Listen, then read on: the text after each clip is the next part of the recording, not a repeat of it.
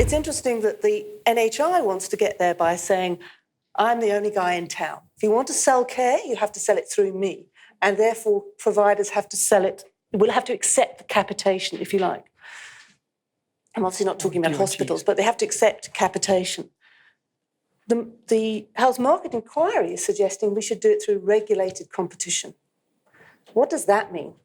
That means that purchasers, so schemes, have to compete for our business as members on the basis of the price that they charge us on a monthly basis and on the quality of the care that they buy on our behalf, okay?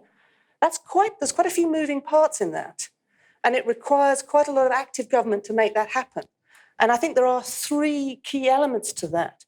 One, as Omanyala mentioned, is the single package, okay? Because you can't compare what schemes are offering you unless they look vaguely alike.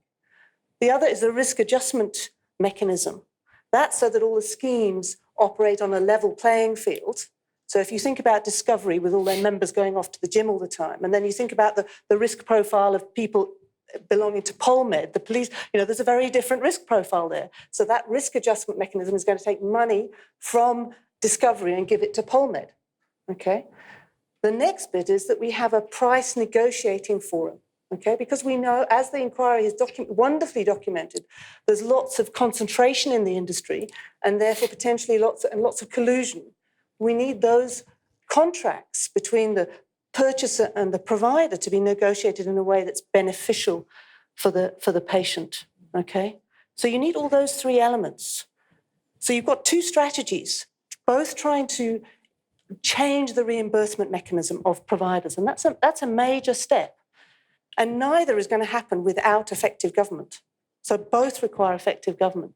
But I would argue that the NHI, by its design, is more likely to lead to greater equity, okay? Because of its design, because it's creating one pool and it's enabling cross-subsidization.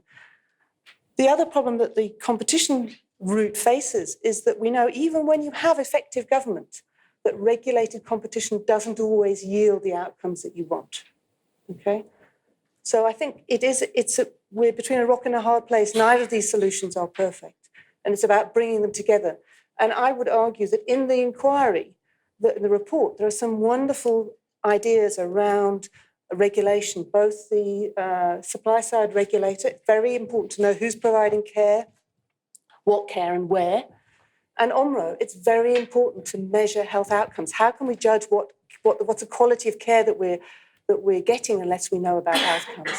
So I know there's been quite a lot of, it feels like there are two opposing views, and can we get them in the same room? And there is one last point, which is the bill has this facility to enable a transition for the public sector. And it's talking about transitions. It doesn't talk about transitions for the private sector, but you're actually asking for the private sector to change its model of care so that it can cope with larger volumes, and its model of business, the way that it operates. So I do think there needs to be something thinking about how that transition happens, because we don't want to lose all the provider capacity in the private sector. The public sector desperately needs that, and we need to bring everybody on board.